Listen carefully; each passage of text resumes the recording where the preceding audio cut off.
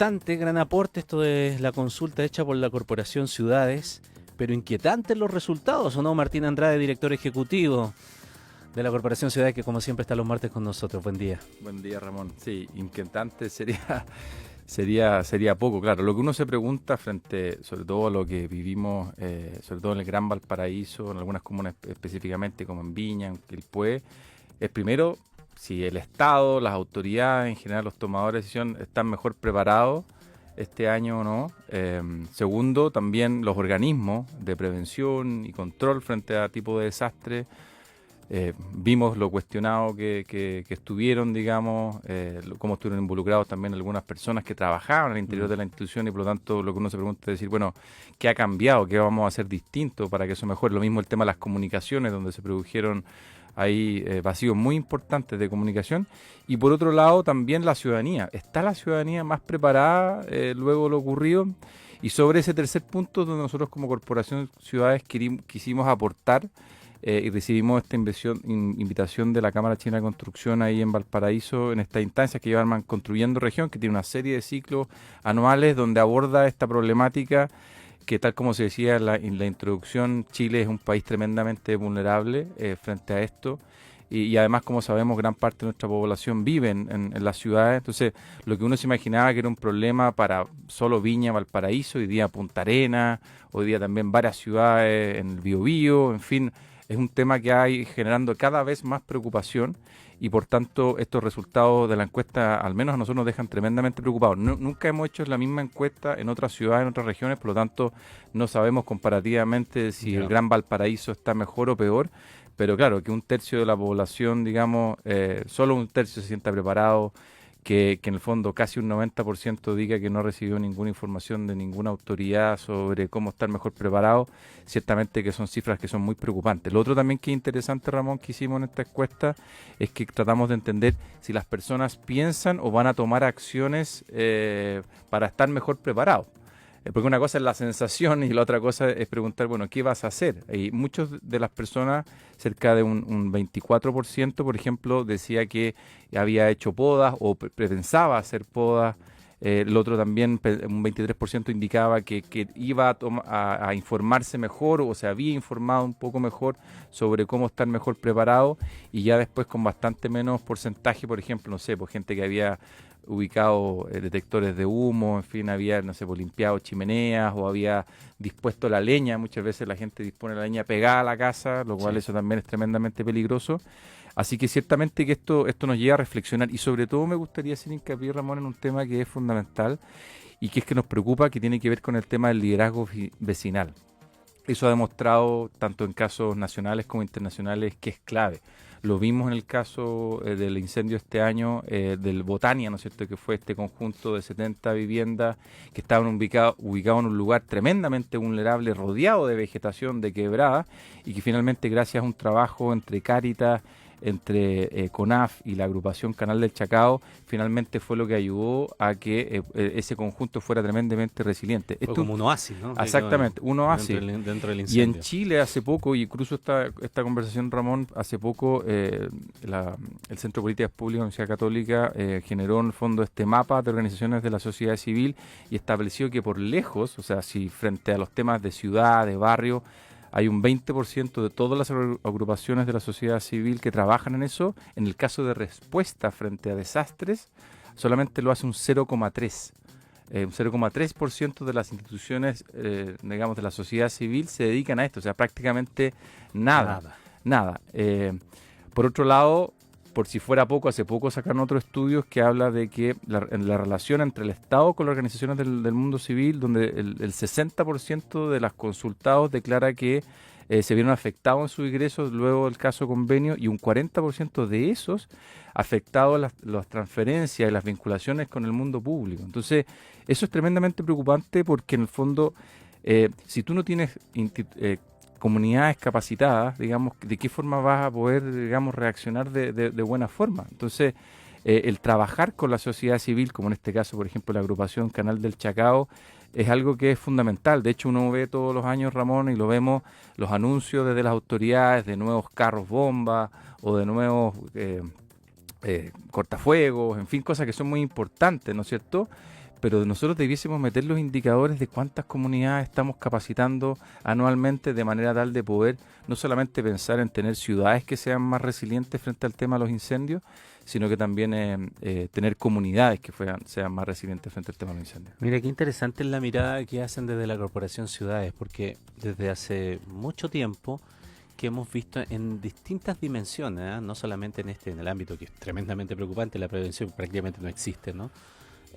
Pero para cualquier otra tarea es que como en nuestras ciudades, en nuestras comunidades, el tejido social se ha ido perdiendo, ¿no? La comunicación, la organización de base y el contacto que tiene la autoridad con aquella para hacer un canal efectivo de participación. ¿Quién más que la comunidad de base, ¿no? Para conocer sus problemas, para conocer a la señora, sabe quién vive en esa casa, qué necesidades tiene acá, dónde está el adulto mayor, ¿quién maneja esa información? Claro. No la tiene nadie, más que los vecinos, si es que están así organizados, si es que hay un tejido social que funciona, y si ese además luego es un canal que está comunicado con la autoridad. ¿Qué más eficiente que aquello? Pero vemos que no pasa nada. No pasa. Que se ha perdido mucho en el último tiempo. Exactamente. Y aquí, porque uno lo que primero que se imagina es un tema de comunicación, pero en el caso de Botania, aquí hubieron como 4 pilares fundamentales. Lo primero, capacitación, o sea, entender qué significa el peligro, entender cuáles son los causales de los incendios, entender cómo se propagan. Por otro lado, generar reservas de agua. Eso es bien interesante en el caso de Botania. No muchos conjuntos de viviendas tienen reservas de agua para este tipo de eventos. De hecho, si uno mira el caso australiano, por ejemplo, dependiendo del tamaño del sitio, tú tienes especificaciones que necesitas estanques de cierta envergadura, caminos de cierto ancho, incluso señalética para poder, en el fondo, que los carros, en caso que sea necesario, accedan y puedan ocupar esa agua. Eso es algo en Chile que no existe. En el caso de Botania, un ejemplo importante, el tema del desmalezamiento, el tema de la vegetación en general. Hay mucha vegetación en el caso de Botania.